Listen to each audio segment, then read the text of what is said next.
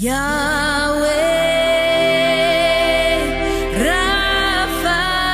కార్యక్రమాన్ని వీక్షిస్తున్న మీ అందరికీ షలోమ్ శుభాలు తెలియపరుస్తున్న మొదటి జామున ప్రతిరోజు ఈ కార్యక్రమాన్ని వీక్షిస్తున్న మీ అందరికి షలోమ్ అండి. మంచిది, ఓ పాట పాడదాం. తండ్రికి మహిమ కలుగును గాక. హల్లెలూయా. పర్వతాన్ని మనకి ఇచ్చిన సమయాన్ని బట్టి యావేకి ఘనత మహిమ ప్రభావాలు కలుగును గాక. హల్లెలూయా.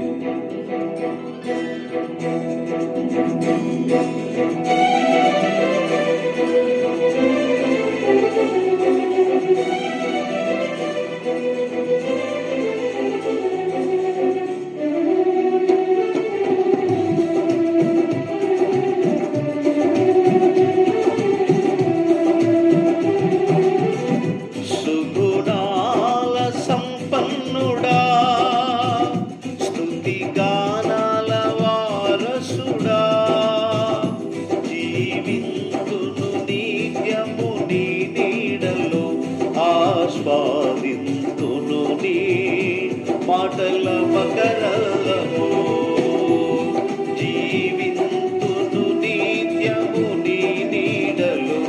ఆస్వాదింతును నీ మాటల మకరము.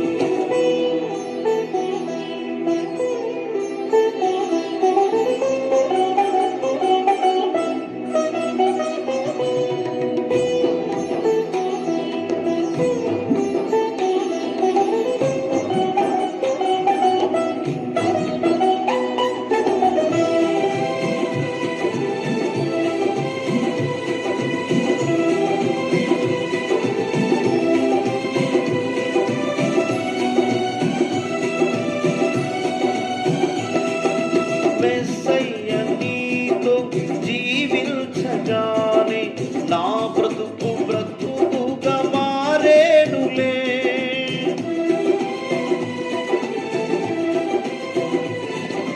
మెస్సయ్య నీతో జీవించగానే నా బ్రతుకు బ్రతుకుగా మారేనులే. నాట్యమాడేను నా అంతరంగము, ఇది రక్షణానంద భాగ్యమే. నాట్యమాడేను నాంతరంగము, ఇది రక్షణానంద భాగ్యమే. సుగుణాల సంపన్నుడా, స్తుతిగానాల వారసుడా,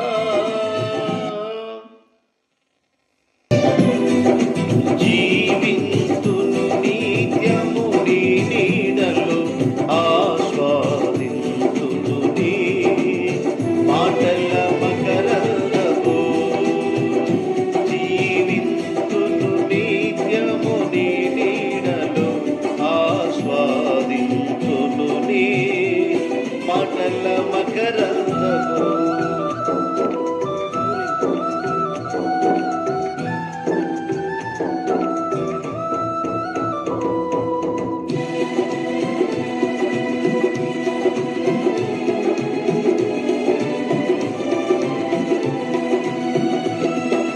మెస్సయ్య నిన్ను ఎన్నంటగాని ఆజ్ఞల మార్గము కనిపించనే.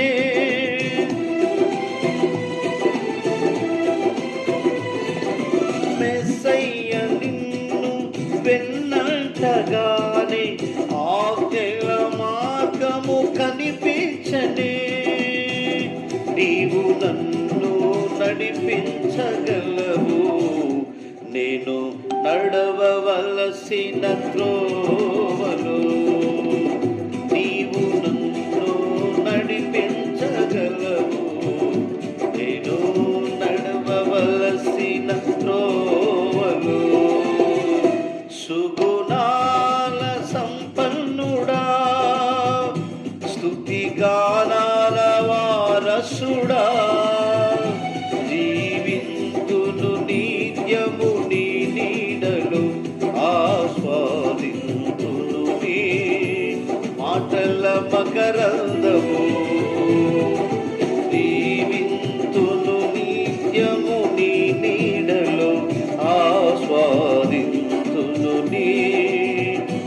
మాటల మకరందము సుగుణాల సంపన్నుడా. చాలా సంతోషం, చాలా ప్రాముఖ్యమైన సమయంలోకి వచ్చేసాము. తండ్రికి మహిమ. మరి ఈరోజు వాగ్దానాలు మనం చదువుకుందాము.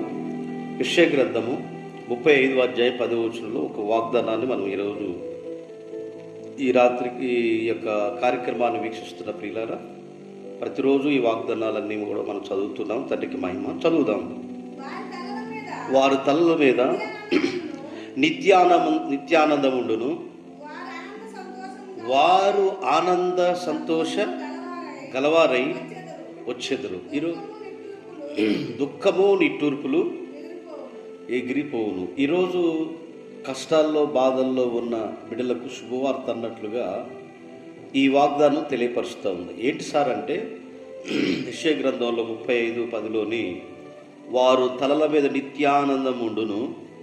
ఇక బాధలు కష్టాలన్నీ కూడా తొలగిపోయి చివరికి ఏమంటాడంటే, ఆయనలో ఏముంటుందట, వారి కష్టాలు బాధలు ఎవరైతే బాధపడే వ్యక్తులు ఉన్నారో వారు ఈ జరిగిన ఉన్న కార్యక్రమాలలో నిత్యానందము పొందుదురు అని ఈ వాగ్దానం మనకు తెలియపరుస్తూ ఉంది. ఏం ఆనందం అంట? నిత్య ఆనందం. కనుక వారు నిట్టూర్పులన్నీ కూడా, ఏడుపు బాధ కష్టాలన్నీ తీరి ఆయన యొక్క సన్నిధిలో ఆనందాన్ని వారు తలల మీద ఉంటుందని బైబిల్లో తెలియపరుస్తుంది ఈ అధ్యాయం ద్వారా. నిర్గమాకాండం 2వ అధ్యాయము 23వ వాక్యం ఈ రీతిగా రాయబడింది. చదువు. వారు అలాగనే అనేక దినములు జరిగిన పిమ్మట ఐగుప్తిరాజు చనిపోయిను. ఇజ్రాయేలీలు తాను చేసిన ఎట్టి పనులు బట్టి నిట్టూర్పులు ఇస్తూ మొరపెట్టుచుండగా తమ పెట్టిన పనులను బట్టి వారు పెట్టిన మొర యావే సన్నిధికి చేరును అంటుంది. ఇజ్రాయేలీలు ఐగుప్తు దేశంలో ఉన్నప్పుడు వారు చేసే పనికి తగినట్టి ప్రతిక్రియలు ప్రతిఫలం ఇవ్వకుండా, వారు పనులు చేస్తూ ఉంటే దానికి తగినట్టుగా కూలి ఇవ్వకుండా వారిని ఎంతో ఇబ్బంది పెడుతూ నిట్టూర్పులు, వారి యొక్క మొర, వారికి ఏడుపు యావే సన్నిధికి చేరి మోషే అనే ఒక నాయకుడు నియమించి ఆ నిట్టూర్పులను విడిపించి, మళ్ళీ చదువుతాం, ఆ నిట్టూర్పులను విడిచి యావే యొక్క సన్నిధిలో వారి ఐగుప్తురాలు చనిపోయిన తర్వాత ఆ ఐగుప్తు నుంచి బయటికి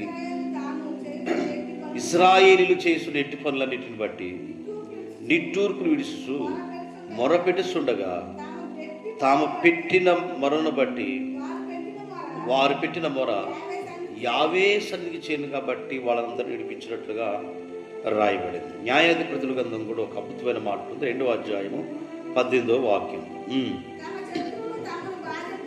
తమ శత్రువులు తమ బాధించగా వారు విడిచిన నిట్టూర్పులు యావే విని సంతోషించి వారి కొరకు న్యాయాధిపతులు పుట్టింది. ఆ న్యాయాధిపతులకు తోడయుండి వారు దినములన్నీ వారి శత్రువు చేతులు విడిపించిన. హల్లెలూయా. ఇశ్రాయేలీలందరూ మొరపెడుతున్నంటే వారు చేసిన మొరంతటి కూడా ఇని యావే వారిని విడిపించినట్లుగా దీంట్లో సేమ్ అదే మాట రాయబడింది. ఏబు గ్రంథం కూడా ఇదే మాట ఉంటుంది. ఏంటంటే 3వ అధ్యాయం 24వ వచనంలో ఒక ఆశ్చర్యకరమైన మాట ఉంది. ఏబు గ్రంథంలో భోజనముకు బదులుగా భోజనముకు మారుగా నాకు నిట్టూర్పు కలుగును, నా మొర నీళ్ల వలె. హల్లెలూయా. నా మొర నీళ్ల వల్లే కదులుతున్నది. కనుక నాకు వచ్చిన బాధ నుండి నా తండ్రిని రక్షించి రెట్టింపు ఆశీర్వాదాలకు కారకుడుగా అయ్యారు. ఈరోజు మనం పెట్టే నిట్టూర్పులన్నీ, బాధ కష్టాలన్నీ కొంతవరకు మాత్రమే ఉంటుంది. యావే తండ్రి బిడ్డలకు కొంతకాలం శ్రమ వస్తుంది. ఆ శ్రమ నుండి యావే రక్షించి విడిపిస్తాడని కొన్ని లేఖనాల్లో రాయబడింది. కాబట్టి నువ్వు ఏ కష్టాల్లో ఏ బాధలో వెళ్తున్నావో, కానీ ఆ బాధ నుండి ఆ నిట్టూర్పు నుండి యావే తండ్రి ఇశ్రాయేలీల ఐగుప్తు నుండి విడిపించి బయటికి రప్పించిన మోషే నాయకుని ఎన్నుకున్నట్లుగా నన్ను మనందరినీ కూడా ఆయన మన నిట్టూర్పులన్నీ కూడా ఇవ్వబడుతుందని లేఖనం చదివిస్తుంది. చివరిగా 12వ అధ్యాయం కీర్తన గ్రంథం దావీదు రాసిన కీర్తనలు 5వ వచనంలో ఒక ఆశ్చర్యకర మాట ఉంది. దాన్ని చదువుదాం.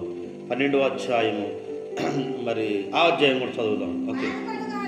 బాధపడు వారికి చేయదగిలిన బలస్కారమును బట్టి దరిద్రుల నిట్టూరును బట్టి నేనిప్పుడే లేచెదను. రక్షణ కోరుకున్న వారికి నేను రక్షణకు యావే ఒక మాట చదివిస్తున్న రక్షణ కలగజేసే వారికి నేను రక్షణ ఇస్తాను. ఏదైతే అడుగుతారో అది మీకు అనుగ్రహింపబడింది. మీరు ఏదైతే కోరుకుంటారో అది మీకు ఇస్తానని యావే వాగ్దానం దావీదు ద్వారా తెలియపరుస్తున్నారు. కాబట్టి ఇజ్రాయేలు రప్పించాడు, ఏబు నిట్టూర్పుల నుండి విడిపించాడు, కన్నీటిని తుడిచాడు. న్యాయాధిపతులు కాలంలో న్యాయాధిపతులు నియమించినట్టు ఆ సమయంలో యావే తండ్రి నిజంగా వారికి ఆనంద తైలాన్ని వారు తలల మీద నిత్యానందాన్ని ఉంచుతానని చెప్పాడు. కనుక చివరిలో నిజంగా కీర్తనకారుడు ద్వారా మాట్లాడుతున్న మాట అద్భుతమైన మాట మాట్లాడుతుంది. ఏంటంటే అయ్యా మీ యొక్క ఆనందాన్ని నేను చూస్తానని కళ్ళారా చెప్తున్నారు. కాబట్టి ఈరోజు ఈ వాక్యం ఉన్న ప్రియ సహోదరి సహోదరులారా, నువ్వు చేసే ఒక మొర కన్నీటి ప్రార్థన, కన్నీరు విడుస్తూ చూసితినని హిజ్కియాతో మాట్లాడాడు. ఆ కన్నీరు ఎప్పుడైతే యావే తండ్రికి చేరిందో ఆయనకి నిజంగా 15 సంవత్సరాల ఆయుష్ను పొడిగించుడు. కాబట్టి కొంతవరకు మాత్రమే మనకి ఆపదలు కలుగుతాయి, శ్రమలు కలుగుతాయి, బాధలు కలుగుతాయి, ఇబ్బందులు కలుగుతాయి. కనుక ఇవన్నీ కూడా ఆయన ఆనందంగా మార్చే రోజు రాబోతుంది. కాబట్టి రాత్రి మీరందరూ కూడా తండ్రి యొక్క సన్నిధిలో ఆయనకు మొరపెట్టండి. ఆయన కృపా సన్నిధి సమాధానం మనందరిపై నింపి నడిపించుడుగాక. అందరికీ నా ప్రేమపూర్వకమైన మరి ఈ ప్రతిరోజు తండ్రి యొక్క వాగ్దానాలన్నీ మనం నేర్చుకుంటూ తండ్రికి మహిమ కలుగుతాం. షలోమ్ చేసుకున్న మహాగణుడు విని తండ్రి.